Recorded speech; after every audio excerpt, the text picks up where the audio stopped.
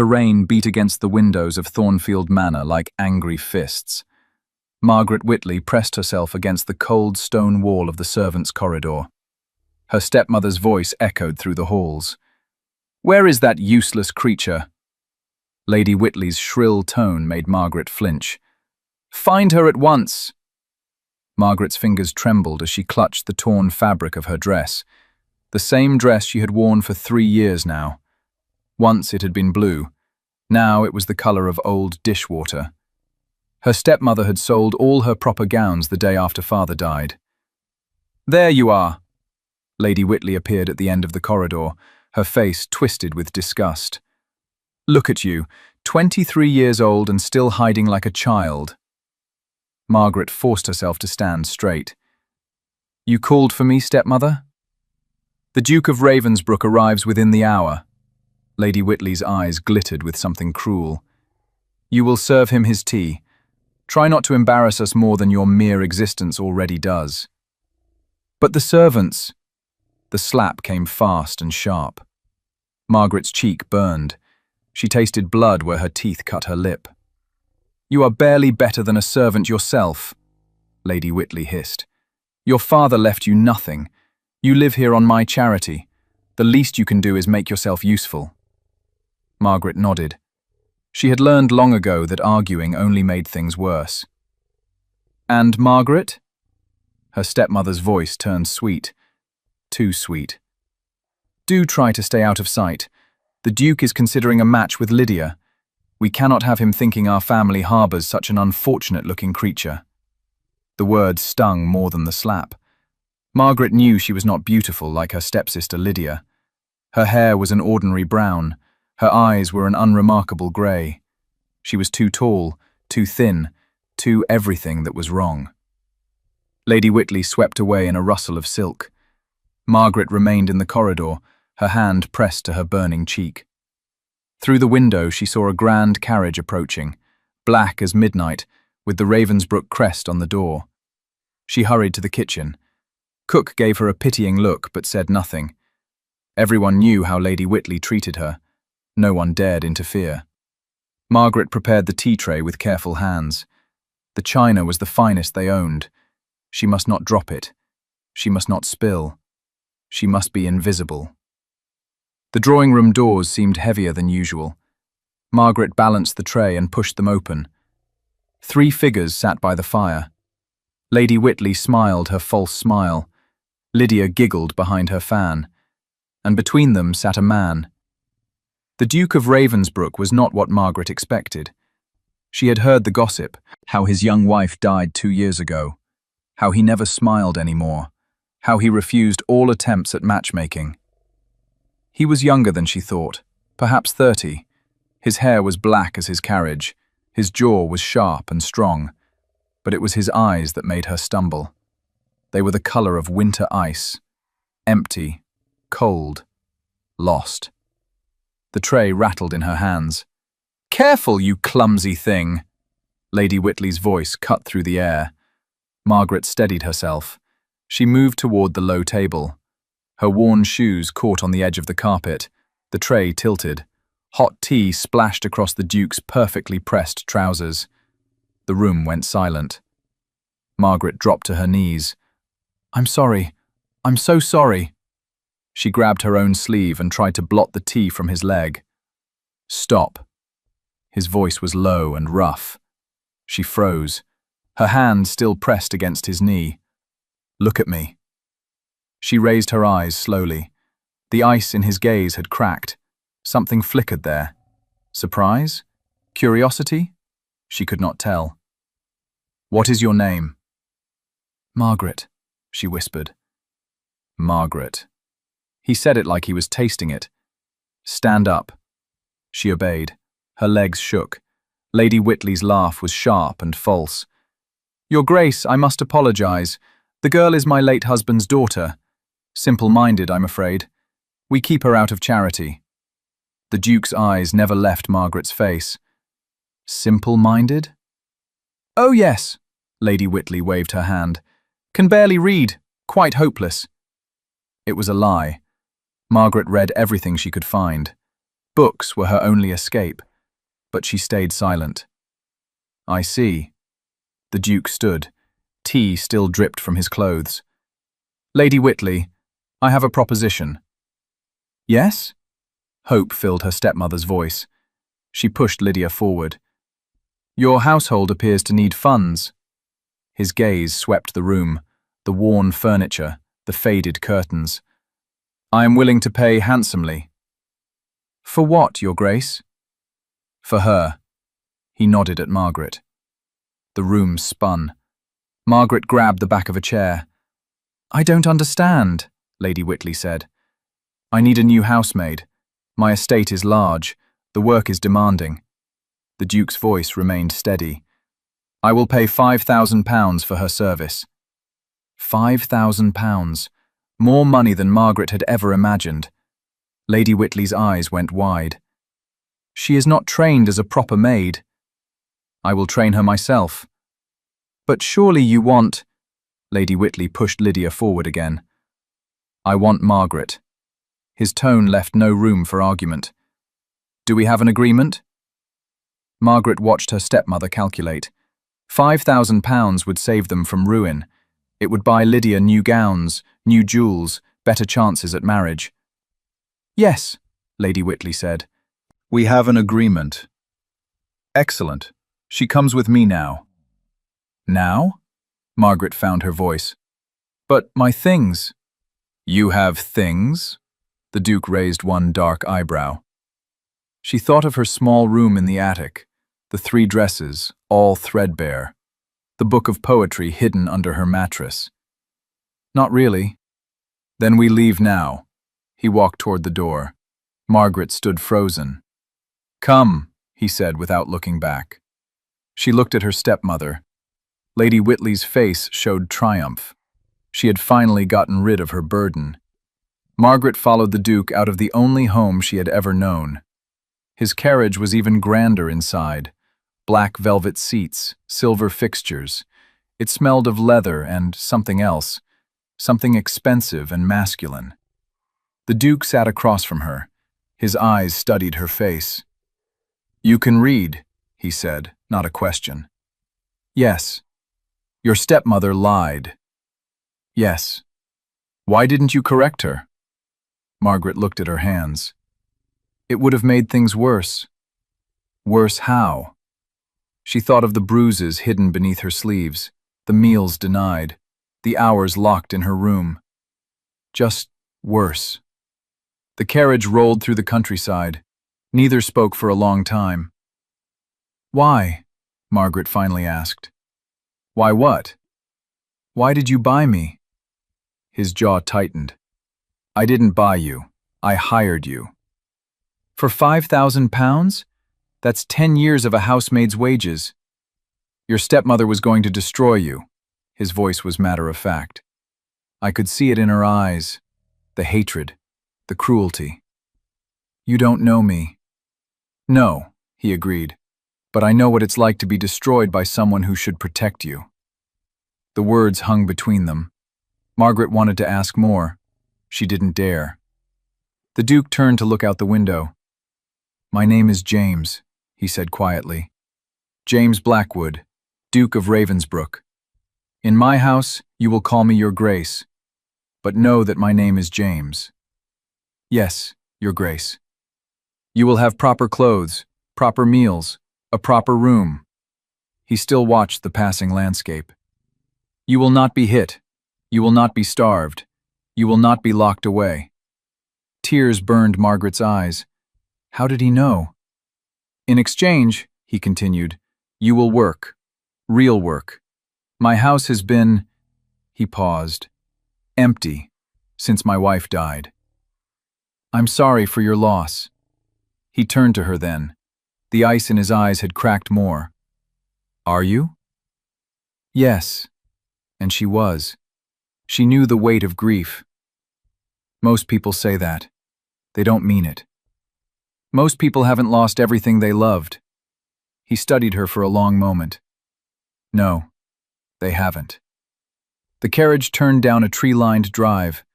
Through the windows, Margaret saw Ravensbrook Hall rising before them. It was massive, 3 times the size of Thornfield Manor.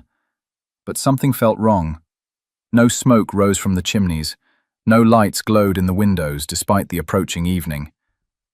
"Welcome to your new prison," the Duke said. But his voice held no cruelty, only sadness. Margaret looked at the dark house, then at the man across from her. His fine clothes could not hide his exhaustion. His perfect posture could not disguise his loneliness. "Every prison has a key," she said softly. He looked at her sharply. "And what is the key to this one?" She thought of all the books she had read, all the stories of transformation. "I don't know yet, but I'll help you find it if you want." For the first time, the corner of his mouth twitched. Not quite a smile, but close. "You're very strange, Margaret Whitley." "So are you, Your Grace." The carriage stopped. A single servant opened the door, an old man with kind eyes. "Welcome back, Your Grace," he said. Then he saw Margaret. His eyebrows rose. "Peters, this is Miss Whitley.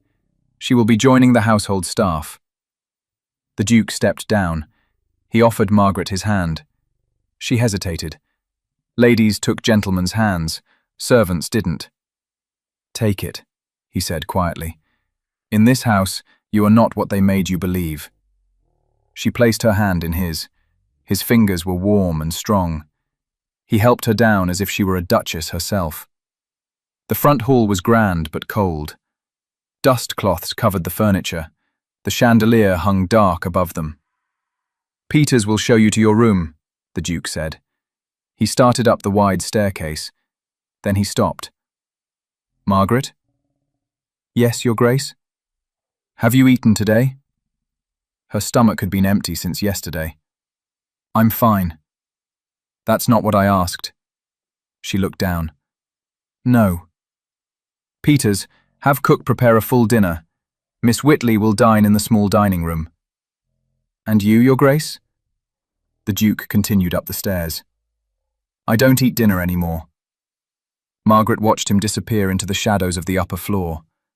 Peters touched her elbow gently. "Come, miss, let's get you settled." He led her through the house, past empty rooms and covered mirrors. The whole place felt like it was holding its breath. "How long has it been like this?" she asked. 2 years, miss, since the Duchess died." Peters opened a door. "This will be your room." Margaret stepped inside and gasped. It was beautiful. Blue wallpaper with tiny roses, a real bed with a thick mattress, a wardrobe, a writing desk by the window. It was finer than any room she'd had even when father was alive. "This can't be right. This is a guest room." "His Grace's orders, miss." Peters smiled. "He said you were to have this room specifically." "Why?" "It faces the sunrise. His Grace thought you might like that." Margaret moved to the window. The view stretched across gardens and hills. She could see for miles. "Peters?" She turned back. "What was she like? The Duchess?" The old man's face grew sad. Beautiful, accomplished, everything a duchess should be. "Did he love her?" Peters was quiet for a moment. "He tried to. She was chosen for him when they were children. The perfect match, everyone said. But love cannot be forced, miss." "How did she die?" "Fever. It took her quickly." Peters moved to the door.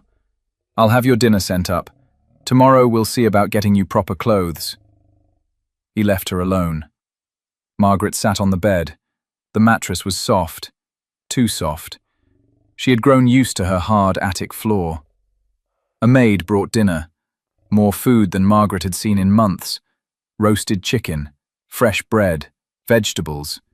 She ate slowly, savoring each bite. Night fell. The house grew quieter, if that was possible. Margaret found a nightgown in the wardrobe, clean and white and smelling of lavender. She couldn't sleep. The bed was too comfortable, the room too warm, everything too different. She slipped out into the hallway. The house was a maze in the darkness. She found stairs and climbed them, then another set. She was looking for the library. A house this grand must have one. A line of light showed under a door. She pushed it open. The Duke sat in a chair by a dying fire. A glass of brandy dangled from his fingers. He stared at a portrait above the mantel. A beautiful woman with golden hair and perfect features. "Couldn't sleep?" he asked without turning. "The bed is too soft." He laughed. It was bitter. "I know the feeling." Margaret moved closer. The portrait drew her eyes. She was beautiful. Yes, everyone said so. He took a drink. Beauty is supposed to be enough, isn't it? Beauty and wealth and proper bloodlines. Was it enough? No. The word fell heavy. She hated me. Oh, she never said it. Too well bred for that. But I could see it. Every day. The disappointment that I wasn't the romantic hero she dreamed of. And you? I was 25. She was 18. I tried to love her. God, I tried. He drained his glass. But you can't force feelings that don't exist. Margaret understood. How many times had Lady Whitley told her she should be grateful, that she should love her stepmother for keeping her? But gratitude wasn't love. Duty wasn't affection. So we lived like strangers, the Duke continued. Polite strangers in a very large house. Then she got sick. 3 days later she was gone. That must have been terrible. The terrible part was the relief. He set down his empty glass. What kind of monster feels relief when his wife dies? A human one. He turned to look at her then. You don't think I'm awful? I think you're honest. That's rare. He stood, walked toward her. He was taller than she'd realized. She had to tilt her head back to meet his eyes. Why aren't you afraid of me? Should I be? Everyone else is. The servants, the neighbors. They all whisper about the cold duke who drove his wife to her grave. Did you? No. But grief is easier to bear when you have someone to blame. Margaret thought of her father. How Lady Whitley blamed him for dying, for leaving debts, for not loving her enough. Yes, it is. The Duke reached out. His fingers almost touched her cheek. Then he pulled back. You should go to bed. Tomorrow will be a long day. She turned to leave. At the door, she stopped. Your Grace? Yes? What work will I actually be doing? You have a full staff. He was quiet so long she thought he wouldn't answer. Bringing this house back to life, he finally said. If such a thing is possible. Margaret left him standing in the firelight. As she found her way back to her room, she thought about his words. Bringing the house back to life. But she suspected it wasn't just the house that needed resurrection. The next morning came too soon. A maid knocked on her door at dawn. His Grace requests your presence in the breakfast room, miss. Margaret dressed in her least worn dress. It was still shabby. She found the breakfast room after only 2 wrong turns. The Duke sat at a long table. Sunlight streamed through tall windows. He looked different in daylight. Younger. The shadows under his eyes more visible. Sit, he said. She sat across from him. A footman appeared with a plate. Eggs, bacon, toast. More food for breakfast than she usually had in a day. Eat, the Duke ordered. She ate. He watched her over his coffee cup. Today you'll go to the village, he said. The dressmaker will outfit you properly. That's not necessary. It is. His tone was firm. You represent this household now. You'll dress accordingly. But You're not just anything. He set down his cup hard. That's what she told you, isn't it? That you were just a burden, just ugly, just worthless. Margaret's throat tightened. How do you know? Because someone told me the same things, different words, same meaning. He stood. The carriage will be ready in an hour. He left her alone with her breakfast. Margaret stared at the empty doorway. Who had hurt him? Who had made the powerful Duke of Ravensbrook feel worthless? The trip to the village was strange. The dressmaker, Mrs. Morrison, fluttered around Margaret like she was someone important. "His Grace sent specific instructions," she said. 3-day dresses, 2 evening gowns, a riding habit, all the undertings. Evening gowns? Margaret was confused. "I'm household staff." Mrs. Morrison looked puzzled. "His Grace said you were a companion, to help restore the household to its former glory." Companion, not servant. The distinction mattered in their world. Margaret stood still as Mrs. Morrison measured and pinned. The fabrics were finer than anything she'd worn since childhood.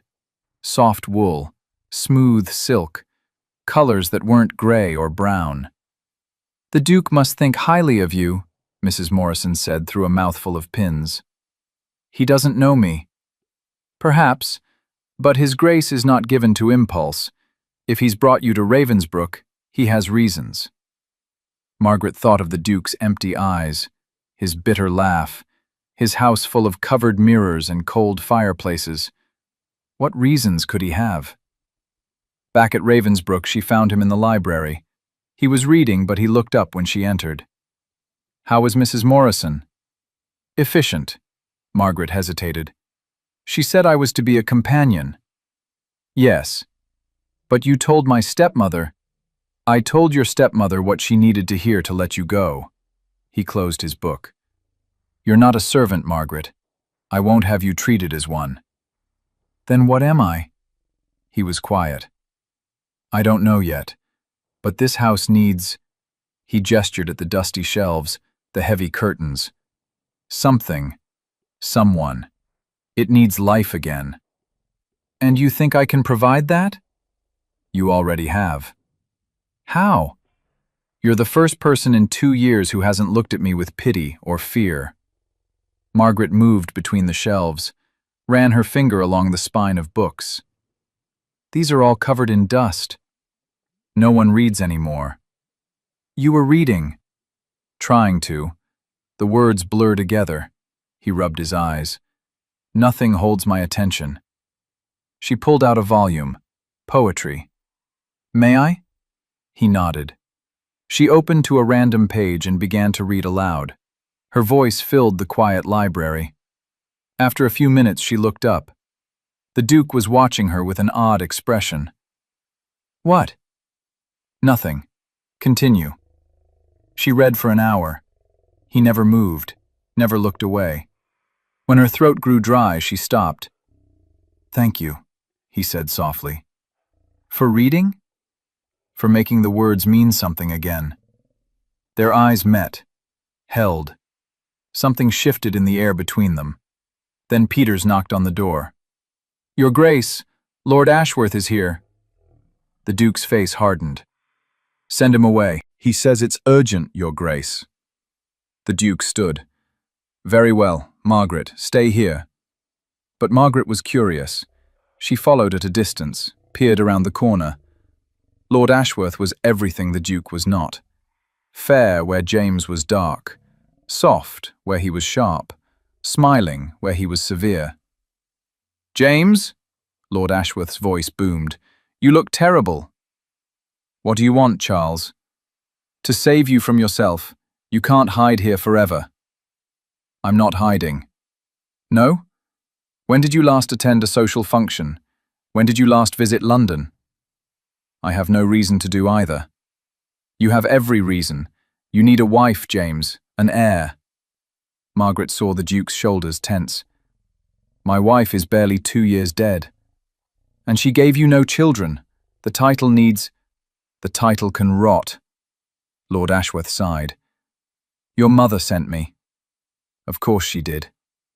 "She has someone in mind, Lord Pemberton's daughter. Young, beautiful, fertile."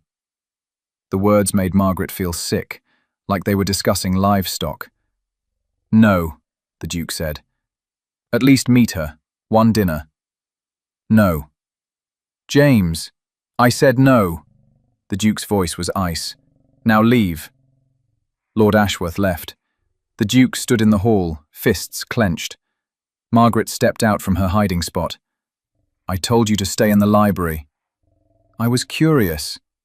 He turned on her. His eyes blazed. "This is not your concern." "No," she agreed. "But he's wrong." "About what?"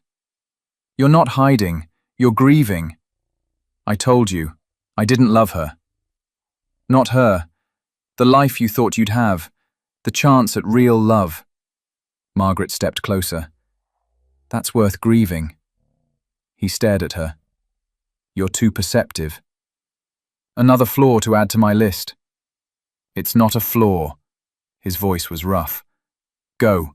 Find Peters. Have him show you the rest of the house." She left him standing there, but she felt his eyes follow her down the hall. That evening she ate alone again. The Duke had vanished into his study. Peters served her himself.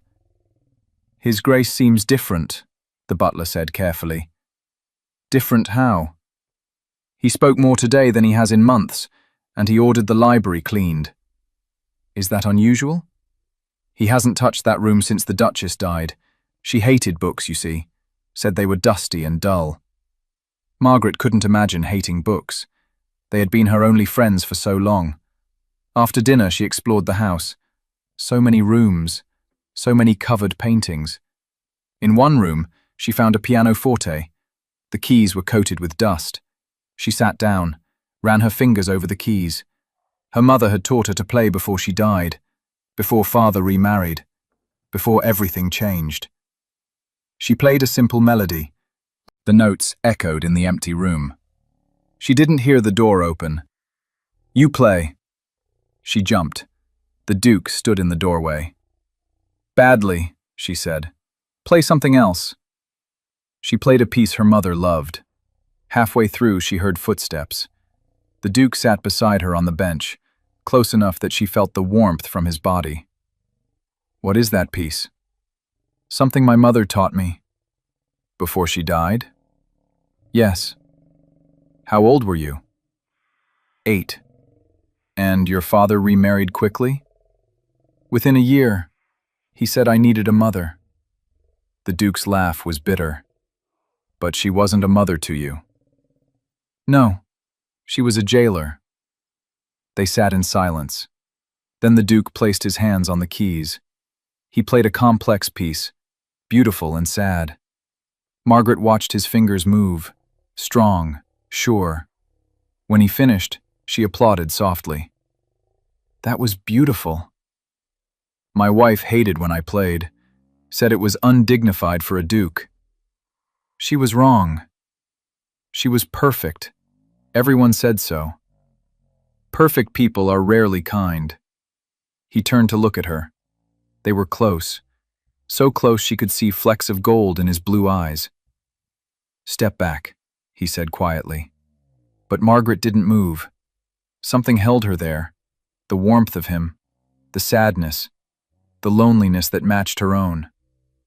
"Margaret, step back." She moved closer instead, just an inch, but enough that their shoulders touched. He stood abruptly. "This is inappropriate." "What is?" "You. Here. With me." "I thought you wanted me here." "I did. I do. But not—" He ran his hand through his hair. "You don't understand." "Then explain." "I can't." He left. Margaret sat alone at the piano, her shoulder still warm where he had touched her. The next days fell into a pattern. Breakfast together. Then the Duke disappeared into his study. Margaret worked with the staff to uncover furniture, open curtains, bring light back to the dark rooms. In the evenings, she read to him in the library. He never sat close, always across the room, but his eyes never left her face. One morning, her new dresses arrived. She chose a deep green day dress. When she entered the breakfast room, the Duke's coffee cup stopped halfway to his lips. "What?" she asked. "Nothing. The color suits you." She felt heat rise in her cheeks. "Thank you." "We're going riding today." I don't know how to ride. I'll teach you. The stables were grand, full of beautiful horses. The Duke chose a gentle mare for her. She's called Moonlight, he said. She'll take care of you. He helped her mount. His hands on her waist were steady, professional, but they lingered a second too long. He mounted his own horse, a massive black stallion. They rode slowly through the grounds. He pointed out landmarks, the lake where he learned to swim, the tree he fell from and broke his arm. You were happy here once, Margaret said. As a child, before I understood what was expected of me. What was expected? Perfection, a perfect marriage, perfect heirs, perfect life. He guided his horse closer to hers. But perfection is a prison. Yes, she agreed. It is. They rode to a hill that overlooked the estate. The view was breathtaking. It's beautiful, Margaret said. My wife never came here, said it was too wild. Maybe that's why it's beautiful. He dismounted, helped her down, his hands on her waist again. This time, he didn't let go immediately. Margaret.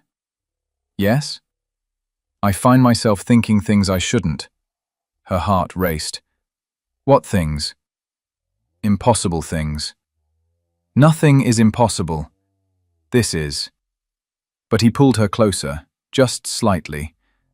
You're under my protection, in my care. I won't take advantage.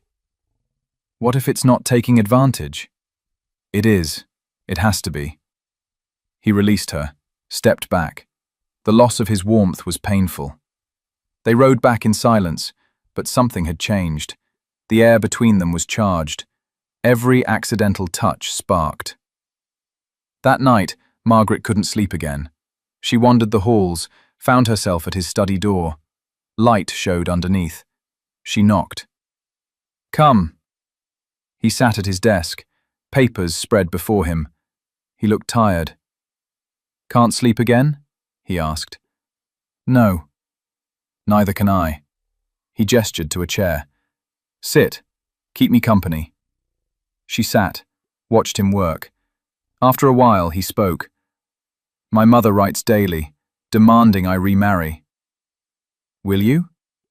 I should. The title needs an heir. The thought of him with another wife hurt, which was foolish. She had no claim on him. But I won't, he continued. I can't do that again. Marry without feeling, live with a stranger, watch them grow to hate me. Not everyone would hate you. He looked at her. No? No. Someone might even love you. Love. He said it like a foreign word. I don't think I know what that is anymore. It's reading together in the evening, riding through the grounds, sharing meals. Margaret stood, moved closer to his desk. It's the small moments that build into something bigger. Is that what we're doing? Building something? I don't know. Are we? He stood too, came around the desk. They were close again, that dangerous closeness that made her breath catch. We can't, he said. Why? 1,000 reasons. Your reputation, the difference in our stations, the talk it would cause. Do you care about any of that? No, but you should. I've been ruined since the day my father died. My stepmother made sure of that. I have no reputation to protect. Margaret. She stepped closer. He stepped back, hit the desk. Step back, he ordered, but she moved closer, close enough to see his pulse racing in his throat. Margaret, please.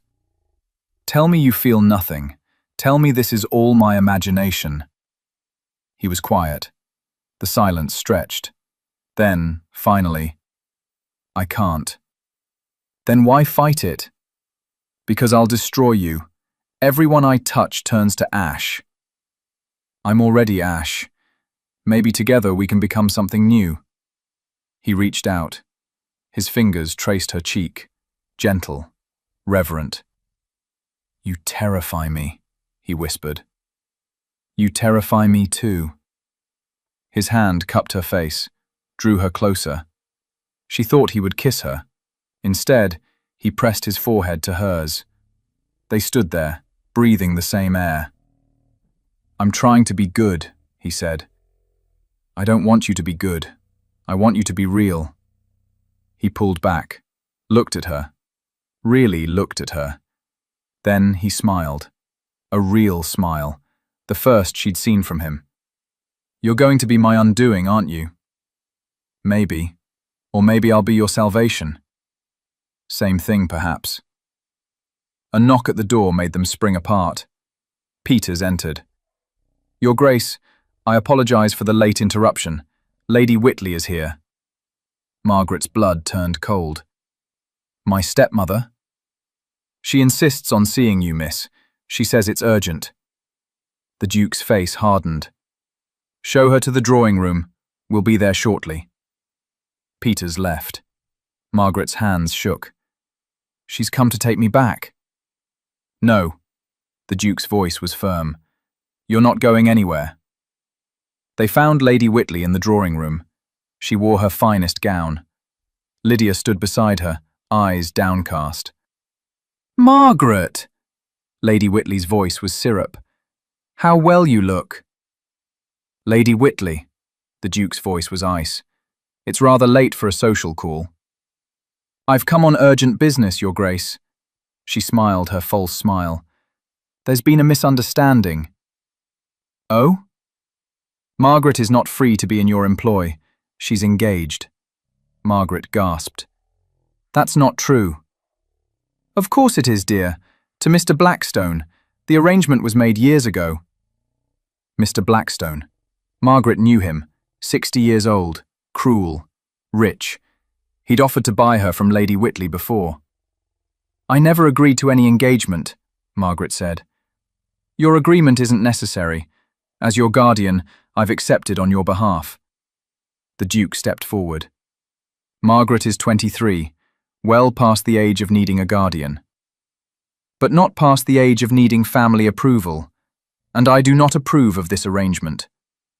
Lady Whitley's eyes glittered. "Unless, of course, we can come to an understanding." "You want more money," the Duke said flatly. "The 5,000 was for a housemaid. But Margaret is so much more now, isn't she?" Lady Whitley looked between them. "I can see how you look at her, Your Grace. Be very careful, madam." "Oh, I'm always careful. That's why I brought witnesses." She gestured to Lydia, to the footman by the door. "Everyone can see how inappropriate this is. A young woman, unchaperoned, living in your house. With a full staff. Still, the scandal," Lady Whitley tutted. "It would ruin her completely. Unless she returns with me now, marries Mr. Blackstone quietly, everything forgotten." Margaret felt the walls closing in. Just when she'd found freedom, found something that might be happiness. "How much?" the Duke asked. "James, no," Margaret said, but he ignored her. "How much to make you disappear forever?" Lady Whitley smiled. £20,000. The number was astronomical, more than most estates were worth. "Done," the Duke said. "No!" Margaret grabbed his arm. "You can't pay her. She'll never stop." "Yes, she will." The Duke's voice was deadly. "Because if she comes back, if she speaks one word about Margaret, I'll destroy her. I'll reveal every debt, every scandal, every secret she thinks hidden." Lady Whitley paled. "You're bluffing. Try me. I've had investigators looking into you since the day I took Margaret. I know about Lord Pemberton, about the gambling debts, about Lydia's real father." Lydia gasped. Lady Whitley's face went white. £20,000, the Duke continued, and you vanish. Margaret is dead to you. You never speak her name, never claim connection, never darken her path again. Lady Whitley nodded quickly. "Yes, yes, agreed. Peters will arrange the funds. Now get out." Lady Whitley grabbed Lydia's arm, dragged her to the door. At the threshold, she turned back. "You think you've won?" she said to Margaret. "But he'll tire of you. They always do. And then where will you be?" She swept out. Margaret stood frozen. The Duke touched her shoulder. "Margaret, £20,000. It's too much. It's nothing. It's a fortune. I have 10 fortunes. I'd pay them all to keep you safe." She turned to face him. "Why?" "You know why." "Say it." He was quiet. Then, "Because I'm falling in love with you." The words hung in the air. Margaret's eyes filled with tears. "You can't love me. I'm nobody." "You're everything." He pulled her into his arms. "You're the first real thing in my life in years." She pressed her face against his chest, felt his heart racing. "I'm scared." "So am I. Terrified." He held her tighter. "But I'm more scared of losing you." They stood there, holding each other. The house felt warmer, the shadows less dark. "What happens now?" Margaret asked. "Now?" The Duke pulled back, looked at her. "Now we try something impossible. We try to be happy." And for the first time in years, Margaret believed happiness might actually be possible. The next morning changed everything. Margaret woke to find a note under her door. "Meet me in the garden at dawn. J." She dressed quickly, found him by the rose arbors. The sunrise painted everything gold. "Walk with me," he said. They walked through the morning mist. Neither spoke at first. Then James stopped by the fountain. "I couldn't sleep," he said, "thinking about what your stepmother said. She's a liar. Not about everything. This situation, you here, unchaperoned, it is inappropriate." Margaret's heart sank. "You're sending me away." "No!" He grabbed her hands. "Never. But we need to do this properly." "Properly?" "Margaret Whitley." He dropped to one knee. "Will you marry me?" The world stopped. Margaret stared at him, the powerful Duke of Ravensbrook, on his knee in the morning dew. "You can't be serious." "I've never been more serious." He pulled out a ring, simple, elegant, perfect. "Marry me." "James, I'm nobody. No family, no connections, no dowry." "Good. I don't want any of that. I want you." "Society will be horrified." "Let them be." "Your mother." "Will learn to accept it." "James, do you love me?" The question stopped her protests. Did she love him? This broken, beautiful man who saw her when everyone else looked through her. "Yes," she whispered. "Then nothing else matters." She looked at him, still on his knee, waiting, hoping. "Yes," she said louder. "Yes, I'll marry you." He slipped the ring on her finger, stood, pulled her close. "May I kiss you?" he asked. "Please." His lips touched hers, gentle, careful, like she might break. She pulled him closer, showed him she was stronger than he thought. When they parted, both were breathing hard. "We should marry quickly," he said, "before anyone can interfere." "How quickly?" "Tomorrow?" She laughed. "That's very quickly. I've waited my whole life for you. I don't want to wait anymore." They were married 3 days later. Just them, Peters, and the local vicar.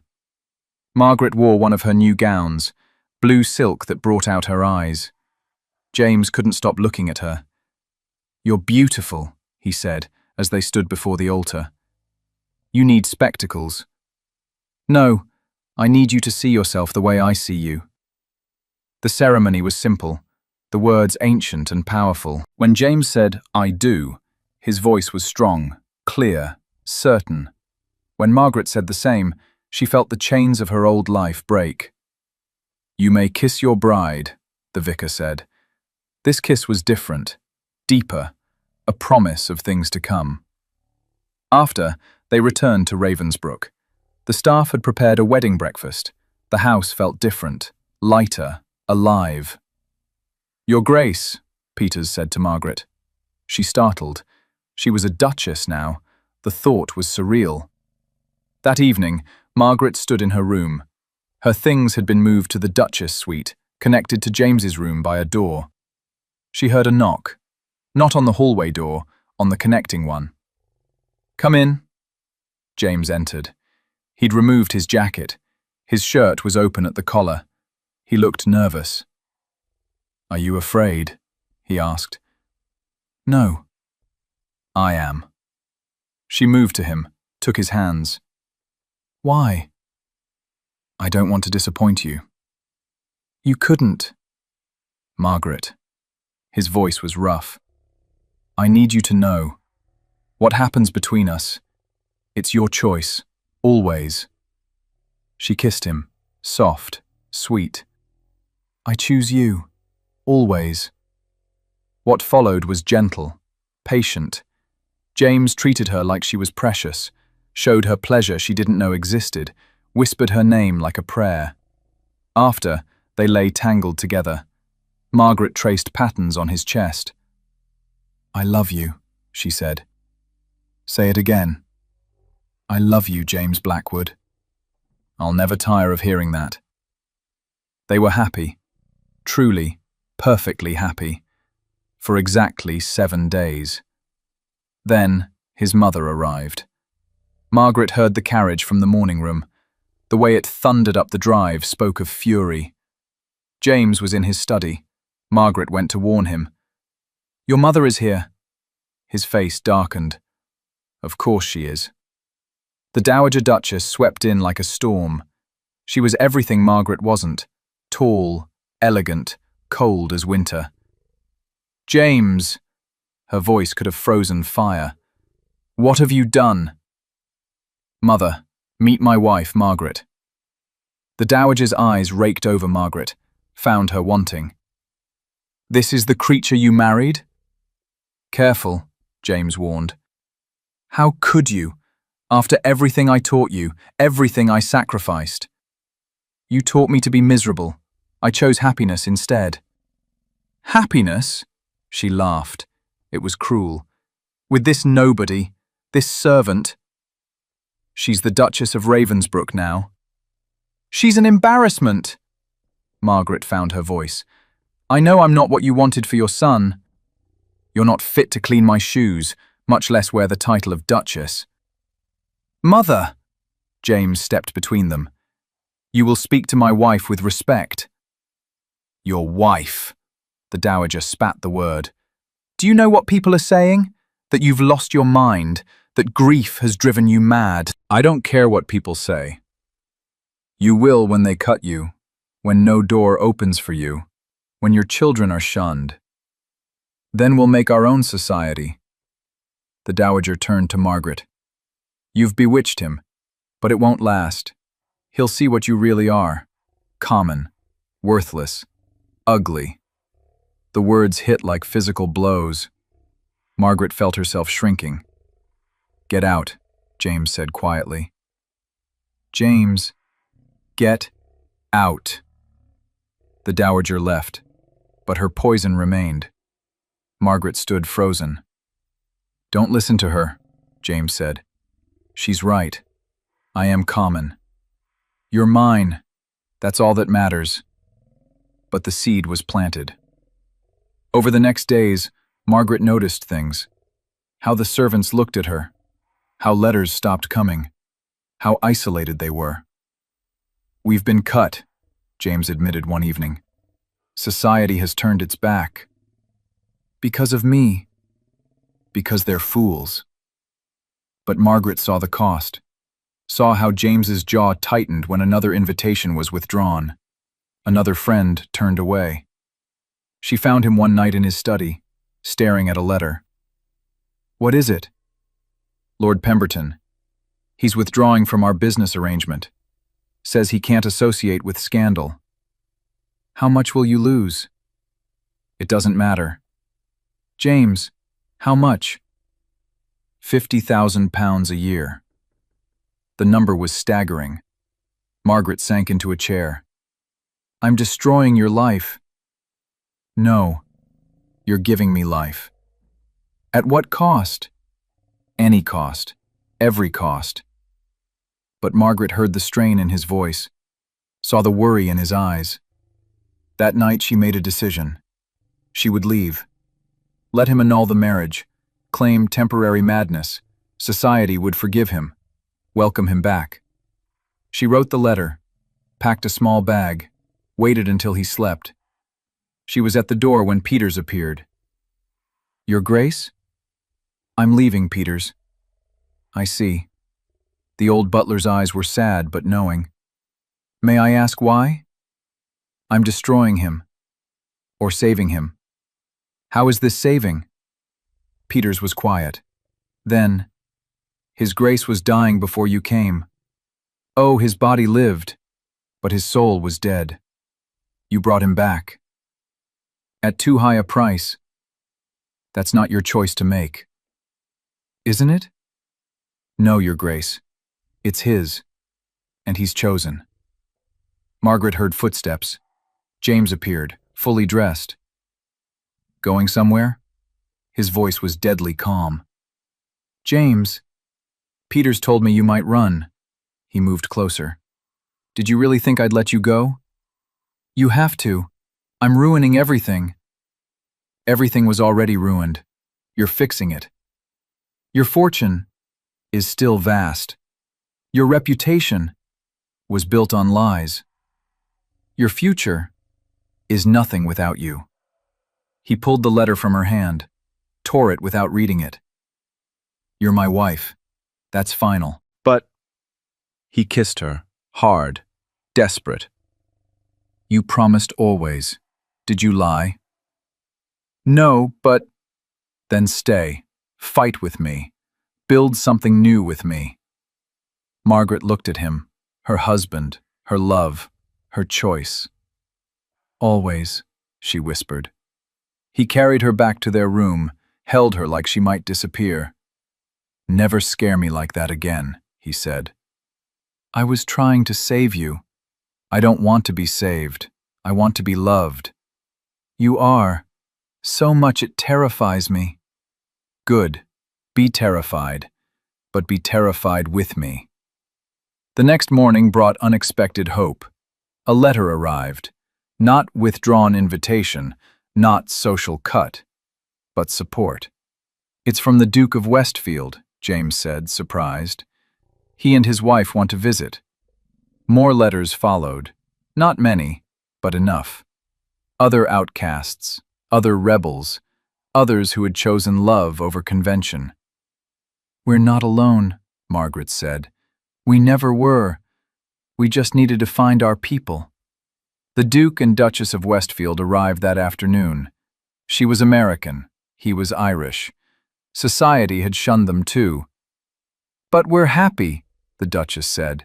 Happier than any of those miserable proper couples. They stayed for tea, then dinner, then a week. Others came. A baron who married his secretary, an earl who chose a merchant's daughter. Ravensbrook filled with laughter, with music, with life. You did this, James told Margaret one evening. They stood on the terrace, watching their new friends dance in the ballroom. We did this. No, I'd have stayed hidden, bitter, alone. He pulled her close. You saved me. We saved each other. He spun her around, danced with her there in the moonlight. I love you, he said, more than I thought possible. Show me. He did, with kisses, with touches, with whispered promises, with a lifetime of devotion. 1 year later, Margaret stood in the nursery. Their son slept in her arms. James entered quietly. How are my loves? Perfect. He kissed her, then their baby's head. Mother wrote again. Oh? She wants to meet her grandson. Margaret tensed. What did you tell her?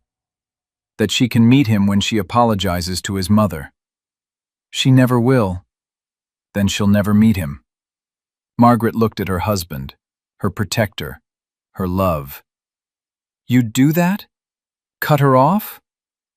"I'd do anything for you. Haven't you learned that yet?" She had. Every day he showed her, in big ways and small. He'd given up his world for her, built a new one, a better one. "I love you," she said. "And I love you. Both of you. All of us." Their son stirred, opened eyes as blue as his father's. "Hello, little one," James said. "Welcome to your unconventional, scandalous, perfectly happy family." Margaret laughed. It echoed through the house that was no longer empty, no longer cold, no longer a prison. It was a home. Their home, built on love that society said shouldn't exist, love that conquered every obstacle, love that transformed two broken people into something whole. The baby cooed. James wrapped his arms around his family. Outside, snow began to fall. Inside, the fire burned bright. "Are you happy?" James asked.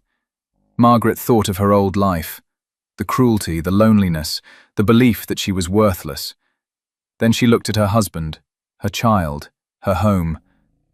"I'm more than happy," she said. "I'm free."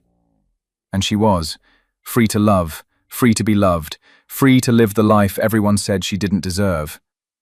But she did deserve it. They both did. They'd fought for it, chosen it, built it from ashes and pain and hope. "What are you thinking?" James asked.